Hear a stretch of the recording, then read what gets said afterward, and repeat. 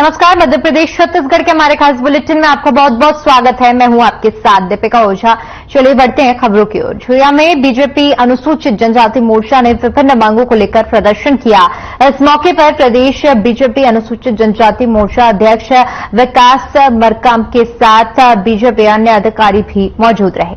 जनपद पंचायत परिसर के पास तेंदुपत्ता संग्रह की मांग को लेकर सरकार के ऊपर जमकर बरसे। इसके साथ ही बीजेपी अनुसूचित जनजाति मोर्चा के प्रदेश अध्यक्ष विकास मरकाम और प्रदेश बीजेपी उपाध्यक्ष मधुसूदन यादव ने सरकार पर जमकर प्रहार किया। विभिन्न मांगों को लेकर मुख्यमंत्री के नाम तहसीलदार अनुरिमा को ज्ञापन सौंपा। बीजेपी नेताओं ने कहा कि तेंदुपत्ता संग्राहकों ने बीजेपी अनुसूचित जनजाति मोर्चा की लड़ाई जारी रहेगी।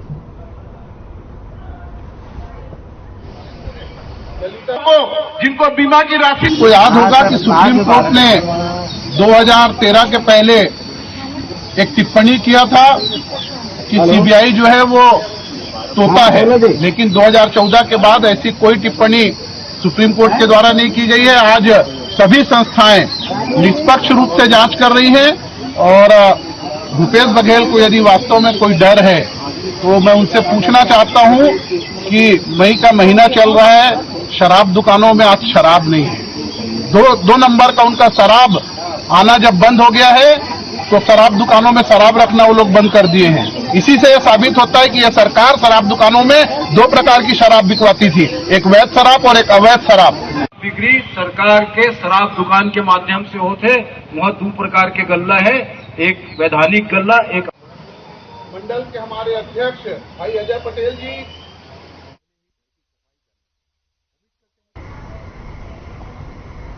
वहीं आर्यन टीवी पर खबर चलाने का असर देखने को मिला है। दरअसल हमारे चैनल के माध्यम से लगातार जमीनी मुद्दों से जुड़ी खबरों को दिखाया जाता है, जिसके चलते अब खबर का असर देखने को मिल रहा है। कबीरनगर के हृदय स्थल आदर्श चौक जोन 8 मुहाबा बाजार में नगर निगम ने कार्रवाई करते हुए करीबन 3000 स्क्वायर फीट हाउसिंग बोर्ड की शासकीय जमीन को बेजर कब्जा कर लिया था। और साथ ही साथ बता दें कि जमीन पर धड़ल्ले से गाड़ी शोरूम खोलकर लंबे समय से व्यवसाय हो रहा था और अवैध कब्जा जारी एनजीओ चलाने की आड़ में अवैध कब्जा किया हुआ था।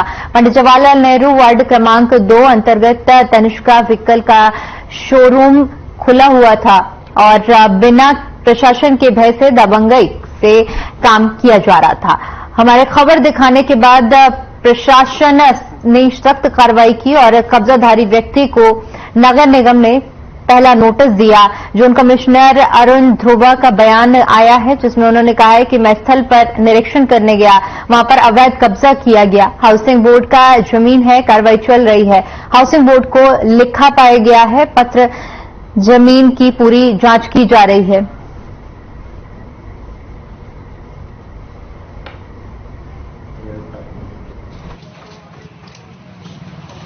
मैं गया था, इस चीज संज्ञान में आया, स्थानीय निरीक्षण किया गया है। तो स्थानीय निरीक्षण करने में कुछ 2 छोटे छोटे मंदिर भी बना रखे हैं और उसके आड़ में उसने शेड टाइप बना के रख दी है। उसको हमने पहले में नोटिस दिया गया, क्योंकि वो जमीन हमको अभी हस्तांतरण हुआ है आरडी हाउसिंग बोर्ड से नगर निगम को, लेकिन एग्रीमेंट की तरफ कुछ इनकम्प्लीट है एग्रीमेंट, उसमें जो कुछ कंडीशन स्पष्ट नहीं हो रहा। उस संदर्भ में हमने हाउसिंग बोर्ड को भी चिट्ठी लिखा है, क्योंकि जो मौत की जगह है वो हस्तांतरित हुआ है कि नहीं हुआ है, इस विषय में हम लोग आरडी हाउसिंग बोर्ड को चिट्ठी लिख दी है। वहां से इससे जानकारी प्राप्त होती है, उसके बाद हम लोग अपने भी विधिक कार्रवाई कर रहे हैं। नियम अनुसार आवश्यक कार्रवाई की जाएगी।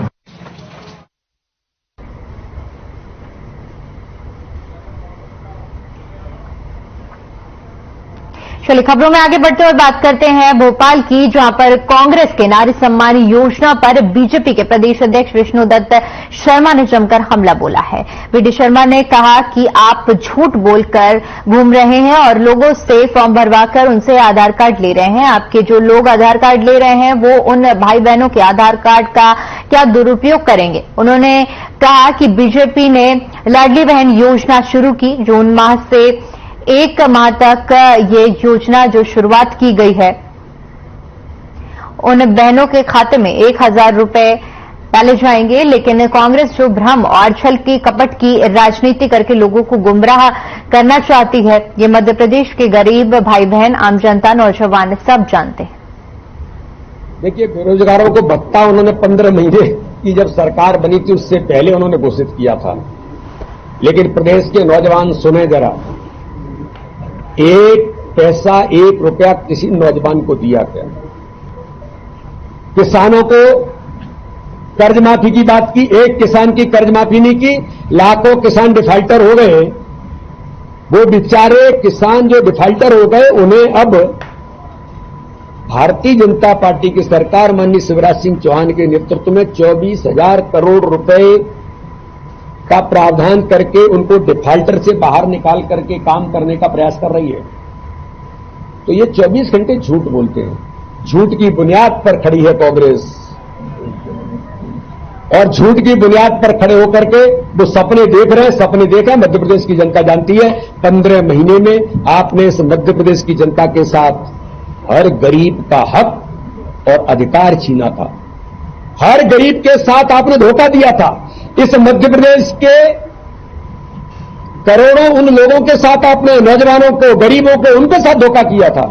तो आपके इस छल और भ्रम जाल में अब इस मध्य प्रदेश की जनता जो झूठ आप बोल रहे हैं, अब कोई मुझे कह रहा था कि वो महिलाओं को 1500 रुपए देंगे।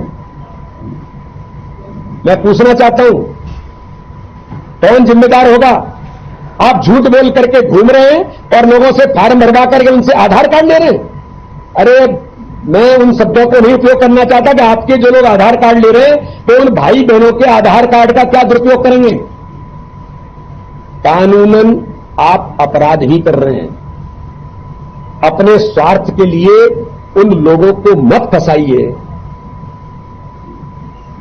ये काम भारतीय जनता पार्टी की सरकार माननीय मुख्यमंत्री शिवराज सिंह चौहान के नेतृत्व में, अगर लाडली बहना योजना शुरू करके मुख्यमंत्री शुरू कर रहे हैं, सरकार शुरू कर रही है, जून माह से 1,000 रुपए उनकी बहनों के खाते में जाएंगे।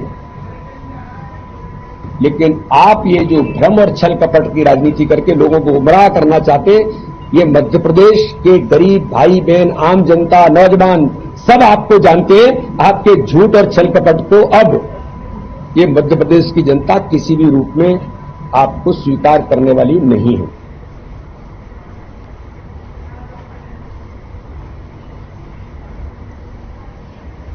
वहीं रायपुर में छत्तीसगढ़ गृह विभाग की बैठक हुई। ये बैठक गृह मंत्री ताम्रध्वज साहू ने पुलिस अधिकारियों के साथ की, जिसमें डीजीपी अशोक जुनेजा, नक्सल ऑपरेशन के आईजी ओपी पॉल और प्रदीप गुप्ता समेत राज्य स्तर के सभी अधिकारी मौजूद रहे।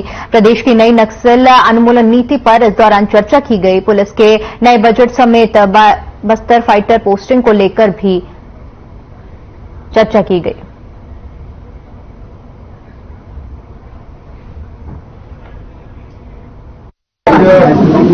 नील विभाग की समीक्षा बैठक रखी गई।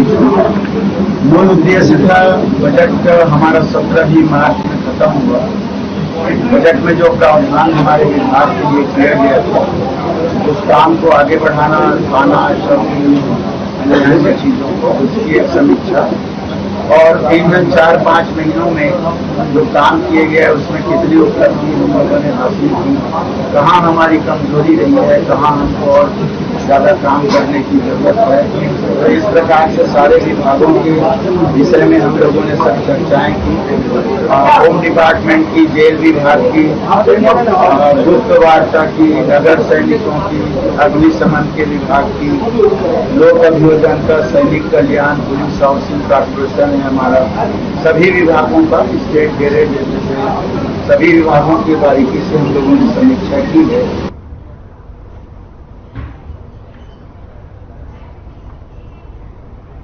चलिए खबरों में आगे बढ़ते और बात करते हैं रायपुर की, जहां पर सांसद सुनील सोनी ने पत्रकारों को संबोधित किया, जहां उन्होंने कहा कि कांग्रेस सरकार द्वारा पिछले 4.5 वर्ष में किए गए तमाम घोटालों से छत्तीसगढ़ शर्मिंदा है। लेकिन इनमें से कुछ घोटाले तो ऐसे हैं जो मानवता के विरुद्ध अपराध के श्रेणी में आते हैं। शराब घोटाले का एक अंश 2,000 करोड़ का घोटाला तो अब साक्ष्यों के साथ सामने आ गया है। ईडी ने कोयला आदि घोटाले में भी सैकड़ों करोड़ की राशि अब तक जब्त की है। लेकिन भूपेश बघेल द्वारा किए गए 5,000 करोड़ के चावल घोटाले को तो मानवता को शर्मिंदा कर रहा है।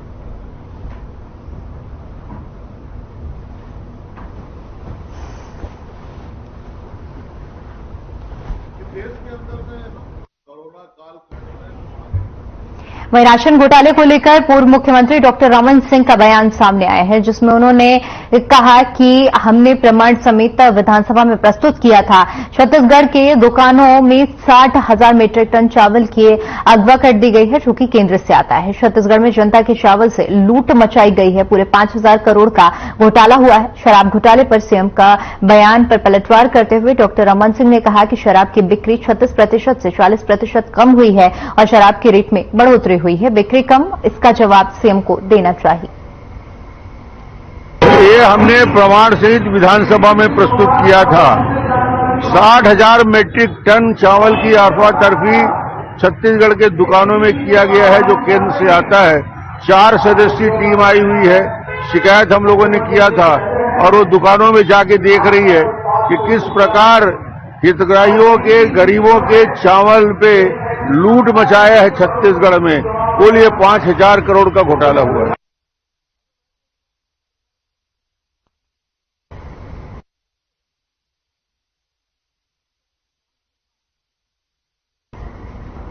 वहीं 2,000 करोड़ रुपए के शराब घोटाले मामले को लेकर बीजेपी धरने की ओर से धरना दिया जा रहा है। बीजेपी के प्रदेश अध्यक्ष अरुण साहब, पूर्व मंत्री बृजमोहन अग्रवाल, पूर्व मंत्री अजय चंद्राकर और सांसद सुनील सोनी और बीजेपी के कार्यकर्ता धरने में शामिल हुए। इस दौरान पूर्व मंत्री बृजमोहन अग्रवाल ने राज्य सरकार की परवादा खिलाफी का आरोप लगाते हुए कहा कि घोषणा पत्र में शराबबंदी करने के वादे किए थे, लेकिन अब तक शराबबंदी नहीं की गई और शराब सरकार संरक्षण कर रही है।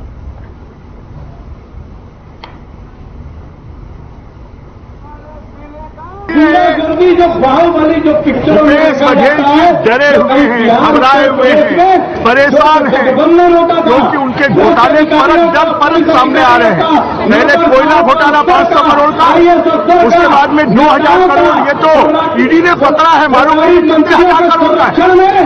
अगर रेत घोटाले की जांच नहीं करेगी, अगर जंगल माफियाओं की जांच नहीं करेगी, अगर ड्रग माफियाओं की जांच नहीं करेगी, अगर धान माफियाओं की जांच नहीं करेगी। 3 सालों से छत्तीसगढ़ में चल रहा है। सबके काले पीले का। वहीं खैरागढ़, छोई खदान, गंडाई और के कलेक्टर गोपाल वर्मा के निर्देश में जिला कोषालय के द्वारा आपको बता दें कि आयकर टीडीसी संविधान कार्यपालन हेतु कार्यशाला का आयोजन किया गया। इस दौरान जिला कार्यालय से सभागार में अरण्य और संवितरण अधिकारियों के लिए कार्यक्रम का आयोजन किया गया, जिसमें टीडीएस कार्यालय भिलाई से आयकर अधिकारी उषा शैलेश और आयकर इंस्पेक्टर लीजो अब्राहिम उपस्थित रहे।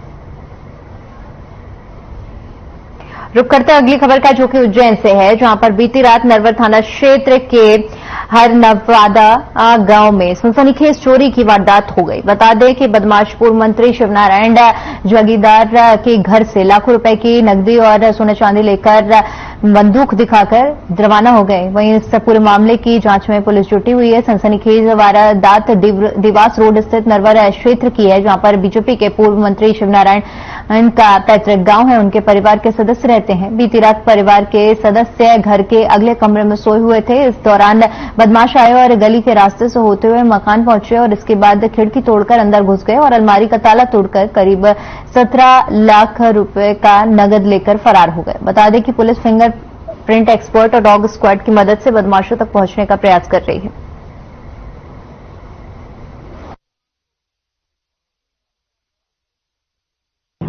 बीती रात थाना नरवर क्षेत्र के ग्राम में प्रतिष्ठित व्यक्ति के यहाँ पर चोरों ने चोरी की वारदात को अंजाम दिया और चोरी की सूचना मिलते ही तत्काल हमारे थाने से स्टाफ वहां पहुंचा। साथ ही साथ हमारी जो फिंगरप्रिंट एक्सपर्ट है उनकी टीम भी पहुंची और डॉग स्क्वाड पहुंचा है और टेक्निकल तरीके से हमारी टीम काम कर रही है उसमें और शीघ्र ही उसमें चोरों को। वहीं इंदौर के बियाबानी मेन रोड के एक कैफे को लेकर अश्लील विज्ञापन सोशल मीडिया पर फैलाने वाले युवक के खिलाफ छतरपुरा पुलिस ने मामला दर्ज किया है। पुलिस ने खुद संज्ञान लेते हुए कार्रवाई की है। बता दें कि एक कैफे को लेकर आरोपी ने इंस्टाग्राम आईडी पर एक विज्ञापन अपलोड कर दिया था।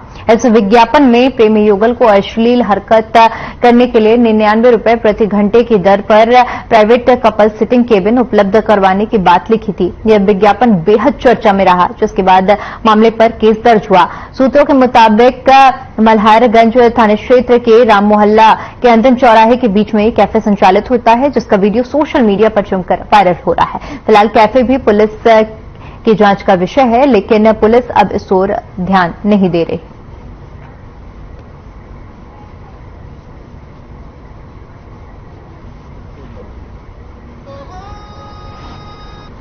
था जहां पर जिनके द्वारा इंस्टाग्राम के माध्यम से एक विज्ञापन प्रकाशित किया गया था, जिसमें युगल जोड़ों को एक प्राइवेट स्पेस 99 रुपए प्रति घंटा के हिसाब से मुहैया कराने की बात कही गई थी और उन्हें प्रेरित किया जा रहा था कुछ अश्लील कार्य करने के लिए, जिसकी शिकायत मिलने पर पुलिस द्वारा उनके ऊपर मामला पंजीबद्ध किया गया है और वैधानिक कार्रवाई उसमें की जा रही है।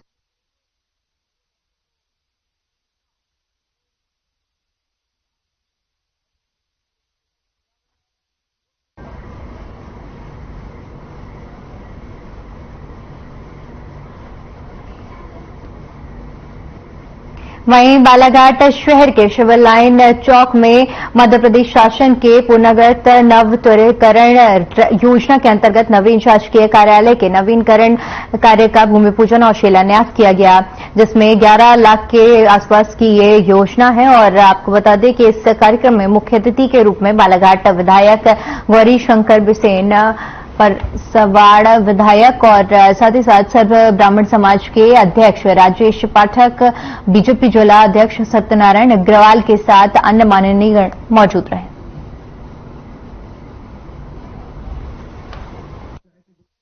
और इस प्रकार से पॉलिसी बना करके एक अच्छा योजना के रूप में हम काम कर सके, ऐसे भाव को लेकर आज मध्य प्रदेश शासन के पुनर्गठनीकरण योजना के अंतर्गत नवीन शासकीय कार्यालय G+2 का निर्माण एवं 10 G टाइप और 20 H टाइप और 20 I टाइप भवन का यहां पर सपरिवार विकास कार्य के माध्यम से 1192,72,000 रुपए का ये यहां पर काम प्रारंभ होगा।